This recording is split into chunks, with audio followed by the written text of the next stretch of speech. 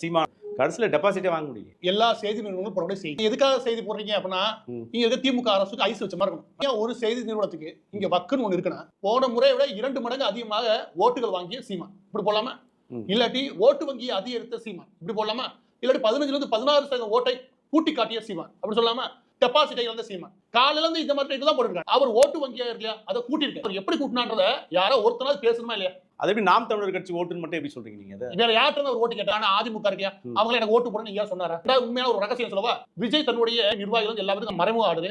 இதனுடைய தொண்டர்கள் யாருமே நாம் தமிழருக்கு ஓட்டே போடணும். இன்னொரு கூட அதிமுக என்ன சொல்றாங்க, எங்களுடைய கட்சிக்காரங்க நோட்டாவுக்கு போடுவாங்க. நோட்டா வாங்கினது எவ்வளவு? 5000 ஓட்டு. அதை தாண்டி எவ்வளவு காசு கொடுத்தீங்க? நாம் தமிழர் எந்த இடத்துலயும் ₹1 கொடுக்கல. அது ₹1 கொடுக்கல. அவங்களுக்கு இருந்த குறைஞ்சபட்ச பட்ஜெட் கூட தான் வேலை பார்க்கறாங்க. இங்க இருக்கிற ஏதாவது ஒரு செய்தி நிறுவனம் அதை பாராட்டணுமா இல்லையா? ₹1 கொடுக்காம ஒருத்தன் வாங்குற 26,000 ஓட்டு முக்கியமா? இல்லாட்டி ஒவ்வொருத்தருக்கும் 2000 கொடுத்தேன் இந்த ஜனநாயகத்தை ஒரு மோசமான நிலைமைக்கு கொண்டு போகக்கூடிய திமுக வாங்கின ஓட்டு நியாயமானதா?